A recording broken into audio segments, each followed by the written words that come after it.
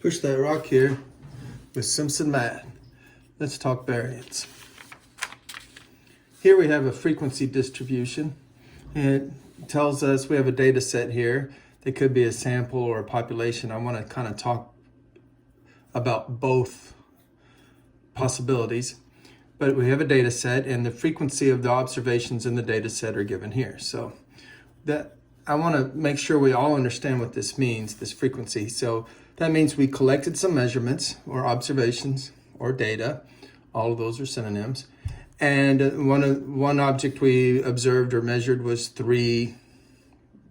a count of 3 or 3 units. Maybe we're measuring the weight of something and it was 3 pounds. There were 2 that were 4. There were 3 items that were 5. There was 1 6 and there was a 16.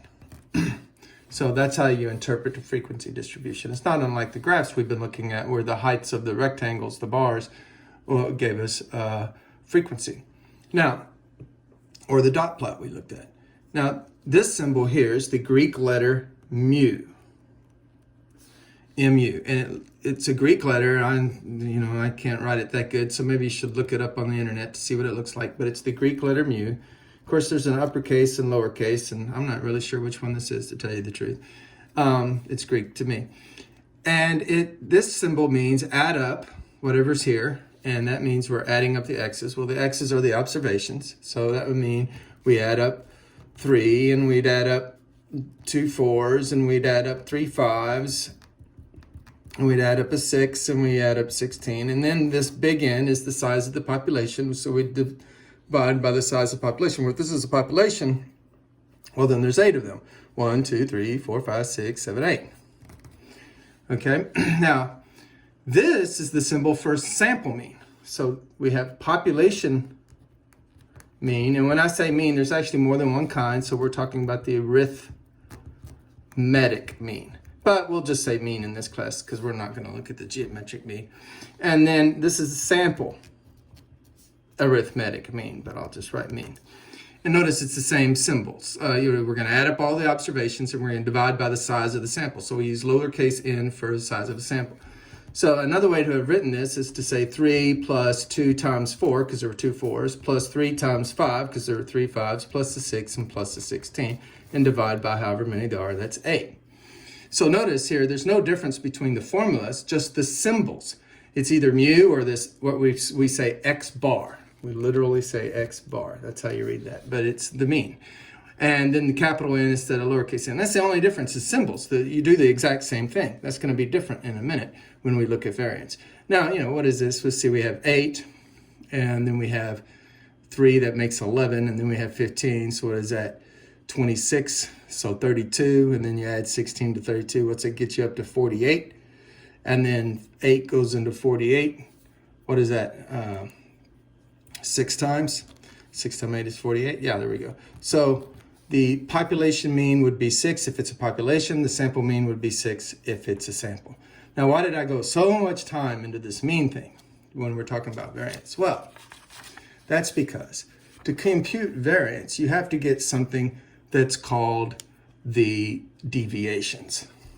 X minus the mean. Now, so the population variance formula is this, and notice it has the population mean formula symbol in it. And the sample variance formula is this, and notice we have the sample mean in it. So when I actually compute it, I want to treat it like a sample variance. So that means I'm going to put X bar here, but we are going to talk about the difference. Oh, I left something off that's key. So the formula's got a slight difference. We don't just, here we divide by the population, but here we don't divide just by the sample size. Population size, but not just sample size. It's sample size minus 1. I'll talk about why that is in just a minute. But notice you have to get the measurements minus the mean. So I got to take each measurement minus the mean. Well, what was our mean? Our mean was, back from the other page, it was 6. So I'll have x minus 6 here. And this thing underneath is too short. It's messing me up. So 3 minus 6 is a negative 3. 4 minus 6 is a negative 2. 5 minus 6 is a -1. So see, these deviations, if they're negative, they tell you that this measurement is below the mean. So 5 is below 6, so therefore we expect to get a negative. 6 is right on the mean, so I go 6 minus 6, I get 0. But 16 minus 6 is 10, so it's 10 units above the mean. These are called the deviations. Now we have to keep in mind that we want the deviations for all the x's. Well, there's 2 of these -2, so we'll have to keep that in mind. Now, notice in the formula that what we're adding up are the deviations being squared. Those are called the squared deviations. So we have to square all these, and it's obvious why we would do that, because these negatives will just pull down this positive. So this is a positive 10, but notice there's 2 -2s, so that's a -4. There's 3 -1, so that gives me a -7, and this -3 gives me a -10. If I add all that up, I just get 0. So we can't we can't just get the average of this. That's kind of what we're going for, is the average of the deviations. That wouldn't work. So we get the average of the squared deviations. So notice when we were getting the mean, the average, we were adding them all up and dividing how many there were. Well, that's what we were doing. We're adding up a bunch of things and dividing how many there are. So what we're getting is the average of the squared deviations. And we get the squared deviations because if we tried to get the average of the deviations, it'd be 0 every time for every data set. So that'd be useless. So we're going to square these. So 9, 4, 1, 0, and 100. Now, it's very important to remember that there's how many of these 4s? 2 of them. See the frequency? How many of these 1s? 3 of them. Okay, and everything else there's only 1 of. Okay, got to keep that in mind. So I got to add all those up. So I got to add up all of these, but keeping in mind there's 2 of these. So I got to go 9 plus 2 4s plus 3 1s. That's 3 times 1 plus a 0 plus 100. And then divide by the population size. And I would be getting the average of the squared deviations. And the average of the squared deviations is called population variance. And I should have wrote the symbol for it. I can't believe that I didn't do that. That was silly of me. The symbol for the population variance is the lowercase letter sigma. Lowercase, this is the uppercase sigma. And this is the lowercase sigma squared. So sigma squared is population variance. For sample, we just use the letter S squared. So lowercase s squared is sample variance. Now notice this n minus 1. So we do the same thing. So we would add all that up. Let's see, what is that? That's 9 plus 8 plus 3, and then 0 plus 100 is 100. So we have 108, 9, 10, 11. Plus 9 is 120 divided by 8. So that comes out to be 120 over 8. Obviously, 4 will go into 120 30 times. 4 will go to 8 twice. So the answer is 15. So the population variance is 15. But if this isn't a population, if it's a sample taken from a population, then we do the same thing in the numerator. We add up all the squared deviations. So again, we get 120. But instead of dividing by 8, we divide by 1 less than the sample size. So we divide by 7. Oh, that gives me an ugly number. That's it. Who wants to divide by 7? Not I. Okay. See, 7 goes into 12.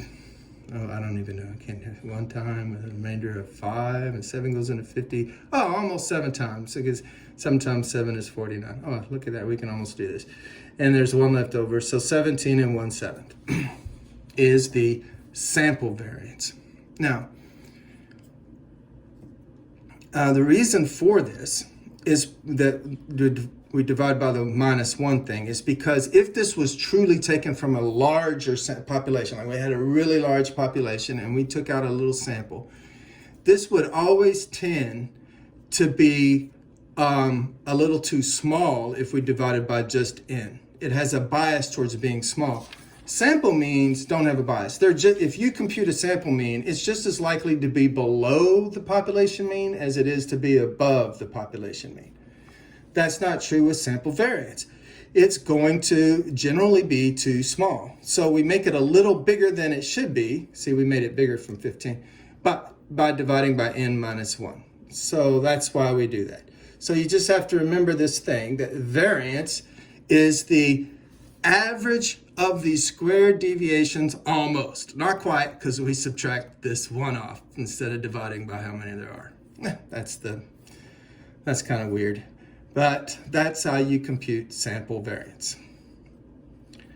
In the next video, we'll talk about standard deviation. Math made simple. Cincinnati.